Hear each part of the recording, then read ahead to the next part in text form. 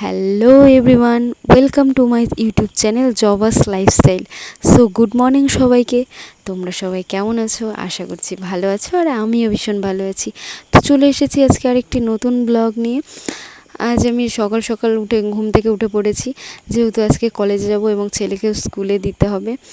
তো সকালবেলার কাজকর্ম সেরে আমি রান্নাও করে নিয়েছিলাম, এরপর রেডি হয়ে বের হয়ে গেছিলাম কলেজের উদ্দেশ্যে। তো আমি বাড়ি থেকে সাইকেলে করে প্রথমে বাস স্ট্যান্ডে যাচ্ছিলাম, যেতে যেতে সেটাও তোমাদের দেখিয়ে দিলাম। তো অবশেষে আমি বাস স্ট্যান্ডে পৌঁছে গেছি এবং বাসে জন্য ওয়েট করতে করতে তারপর বাস চলে এসেছিলো, উঠেও গেছি এবং বাস থেকে নেমে টোটোতে করে যাচ্ছিলাম ছেলেকে স্কুলে দিতে। তো ছেলেকে স্কুলে দেওয়ার পরে আমি চলে এসেছিলাম কলেজে। তো কলেজ সেটা তোমাদের দেখানো হয়নি।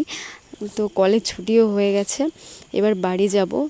তো এগুলো আমার ফ্রেন্ডস হয়, আর তোমাদের কলেজটাও দেখিয়ে দিলাম। আমাদের কলেজটা কীরকম লাগছে অবশ্যই কমেন্ট বক্সে জানাবে। তো কলেজের বাইরে দাঁড়িয়ে বাসের জন্য ওয়েট করছিলাম। তো বাস তখনও আসেনি, তাই তোমাদের কলেজের বাইরের দিকটাও দেখিয়ে দিলাম। দেখো কী সুন্দর লাগছে, চারিদিকে শুধু গাছপালা।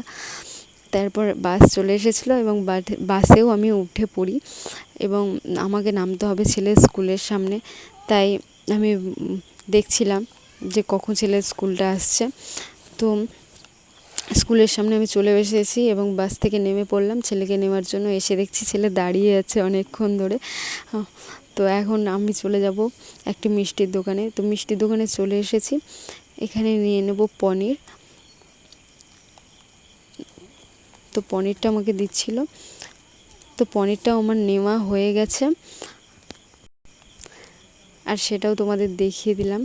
এরপর আমি আবারও বাসের জন্য ওয়েট করছিলাম, বাড়িতে যাব। তো বাস আসছিল না দেখে আমি টোটোতে উঠে পড়ি। তো টোটোতে যেতে যেতে সেটাও তোমাদের আমি দেখিয়ে দিলাম। এরপর বাড়িতে গিয়ে আর কোনো কিছু করতে পারিনি, তাই দেখানোও হয়নি তোমাদের।